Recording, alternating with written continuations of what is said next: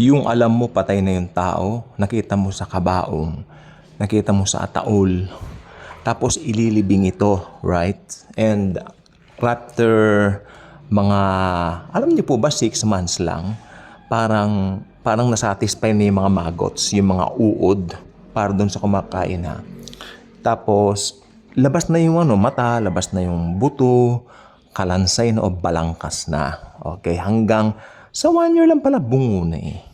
Bungo na. Alam ko pong sinasabi ko sapagkat may kaibigan ako, kay May, family friend namin sila, pamilya sila ng mambabangkay. Yung pag ipapalipat ng mga bangkay sa sementeryo, sila ang kinakausap namin. May lolo, sila ay pinalipat namin ng sementeryo. Tapos yung mga ibang mga kamag-anak din, nagpalipat na rin ng sementeryo. Yung mga mambabangkay na yan ang tinatawag namin. Natatawa nga kami one time, nung kinuha namin yung mga buto ng lolo namin, no? Hinawakan talaga nila. Nakita ko may buhok pa yung bungo.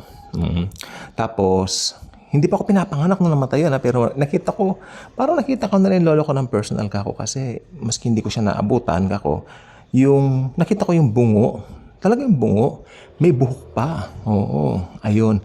Pagkatapos noon, natatawa, kumain pa kami sa KFC, ganado sila. Nagkamay pa. Wala, pampatawa lang naman to. O pampadiri. Depende. Hindi. Bakit ko ba kinikwento mga to? Significance pa? Yes. Sapagkat ang mga tao, kahit ano pa yung narating mong yaman dito sa mundo, ano man yung na-achieve mo sa mundo, yun lang ang kahihinatnan mo. Makinig kang mabuti, ikaw na hindi pa nananampalataya kay Kristo. Ang mga believers, magkakaganyan din. Pero, merong buhay na walang hanggan sa langit. Merong blessed hope sa rapture. Pero pag unbeliever, magkakaganyan, tapos bubuhayin din muli pero itatapon sa gihina. That's, yeah. At for the meantime, pag namatay ang mga unbeliever, pupunta muna sa Hades. Di ba? Pero, alam niyo po ba darating yung panahon na mabubuhay lahat ng patay? Lahat ng mga unbeliever na yan. Since the fall of man, kay Adam and Eve, hanggang doon sa katapos-tapusang mga maboborn again sa millennial reign, sila po ay, anong tawag dito? Bubuhayin muli. Or should I say, yung mga gagawa ng masama sa millennial reign, no? Yung mga pasaway doon na sasama kay Satanas. Kasi pakakawalan nga siya sumandali pagkatapos noon, di ba? So, yun, bubuhayin po sila. Imagine mo yung patay na nabuhay. Alam mong patay na pero makikita muli, buhay siya, may mga buto, mangyayari po yan. Mangyayari po yan, magkikita-kita sila yung mga unbeliever, malamang, magkikita-kita, wala dito, kala nila fine ng lahat, pero hindi. Tapos lalabas si Jesus Christ, nakaupo sa throne, minsanan, itapon sila sa Gehenna, sabihin niya. Kaya, ang pagtanggap sa Panginoong Jesucristo ngayon, church age, napaka-mahalaga. Por favor, kaawaan yung mga sarili nyo. Nakakita po kasi ako ng isang tao na hindi siya mananampalataya sa Lord. Ipinost ni Tete Lestay yan eh. Si Tete Lestay mahusay. Yung taong ito parang binati raw siya kasi nag-graduate yata siya o nakakuha siya sa YouTube ng magandang, parang binabati siya.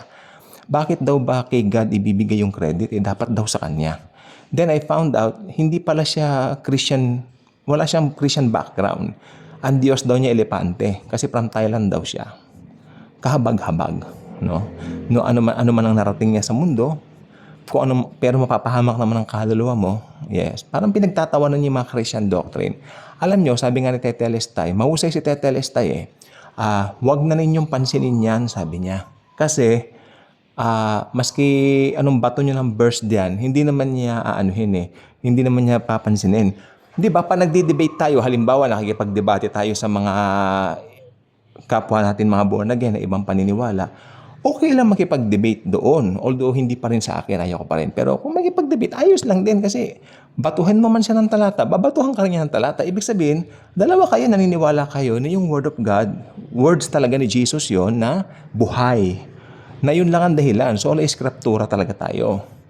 Oo, alam niyo ba yung Sola Scriptura? Bible lang, wala nang iba. Naniniwala siya doon. Pero paano? Babatuhan mo ng talata ang hindi naniniwala?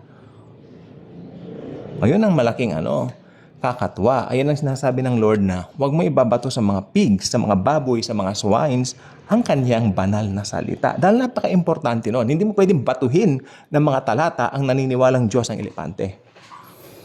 Diba? Pero huwag ka. Sa araw ng paghuhukom, hindi siya sa elepante haharap. Haharap siya sa hukuman ni Lord Jesus, ang tunay na may akda ng buhay ng mga tao. Tulad niyan, buhay lahat, binuhay lahat ng patay para hatulan at itapon sa Gehenna. Bye-bye.